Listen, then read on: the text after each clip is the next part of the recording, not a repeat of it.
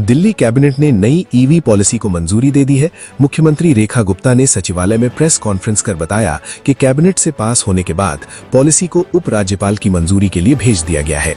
LG की स्वीकृति मिलते ही ये पॉलिसी 1 जुलाई से लागू होगी और 31 मार्च 2030 तक प्रभावी रहेगी। सरकार का दावा है कि इस पॉलिसी से आम जनता को करीब 15,000 करोड़ रुपए का लाभ मिलेगा। देखिए ये रिपोर्ट। धन्यवाद। आज दिल्ली के लिए सच में बहुत ही ऐतिहासिक दिन है।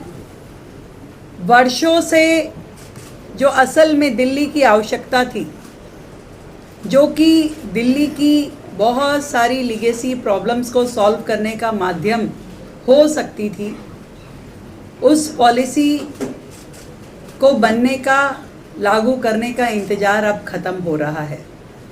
उसका नाम है दिल्ली ईवी पॉलिसी, जिसके अंतर्गत ये ईवी पॉलिसी जिसको हम 1 जुलाई 2026 से लागू करना चाह रहे हैं, माननीय एलजी महोदय की संस्तुति के बाद, ये 31 मार्च 2030 तक ये पॉलिसी लागू रहेगी।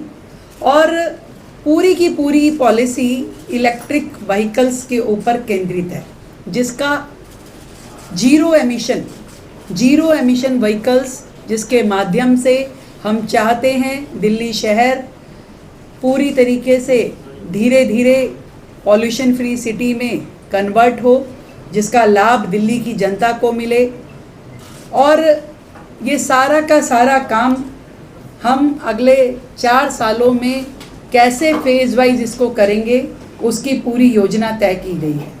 और ये इस बात का जिक्र जरूर मैं करना चाहूँगी कि इस पूरी ईवी पॉलिसी के अंतर्गत हमारा 7,000 करोड़ का खर्च तो मात्र इन 4 सालों में होगा, और इसके अलावा 8,000 करोड़ अन्य हम लोग इस ईवी इंफ्रास्ट्रक्चर को क्रिएट करने में, और जो साल दर साल रोड टैक्सेस जो माफ़ होंगे उसमें हमने कैलकुलेट किया है।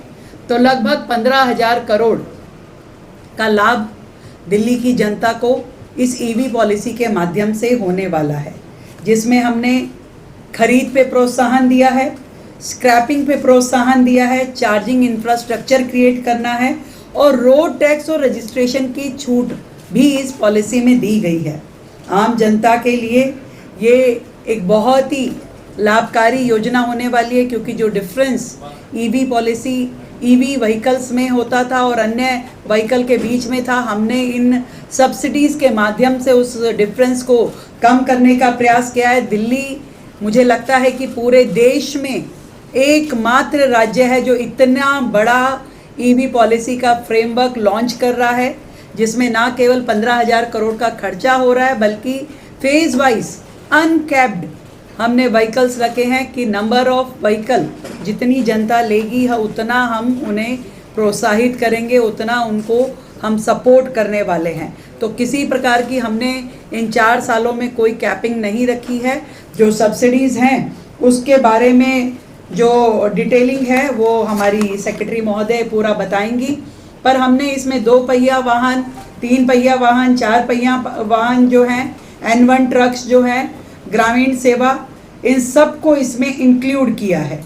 तो मैं ये समझती हूँ कि ये ईवी पॉलिसी बहुत शानदार तरीके से दिल्ली राज्य को अपनी पॉल्यूशन की समस्या को कम करने में भी मदद करेगी, और दिल्ली की परिवहन व्यवस्था को और अधिक दुरुस्त करेगी। दिल्ली स्मार्ट सिटी के रूप में इसमें परिवर्तित हो पाएगी। मैं सच में बहुत बधाई देती हूँ हमारे ट्रांसपोर्ट मिनिस्टर पंकज सिंह जी को, हमारे पावर मिनिस्टर आशीष सूद जी को, और एनवायरनमेंट मिनिस्टर मजिंदर सिंह सिरसा जी को, जिन्होंने बहुत मेहनत के साथ एक एक पक्ष पे इस पे काम किया, और साथ ही स्टेक होल्डर्स के साथ बारंबार मीटिंग्स करी।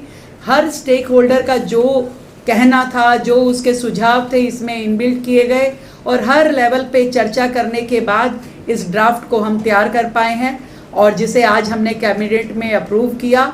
कैबिनेट की अप्रूवल के बाद ये माननीय एलजी महोदय को आज भेजी जाएगी, और 1 जुलाई से ये लागू होने के बाद हर व्यक्ति दिल्ली का जो है वो दिल्ली में ही खरीदी गई गाड़ी के ऊपर इसका लाभ ले पाएगा। मैं निहारिका जी को कहूँगी कि एक बार पूरा डिटेलिंग हमारे सभी साथियों को बताएं।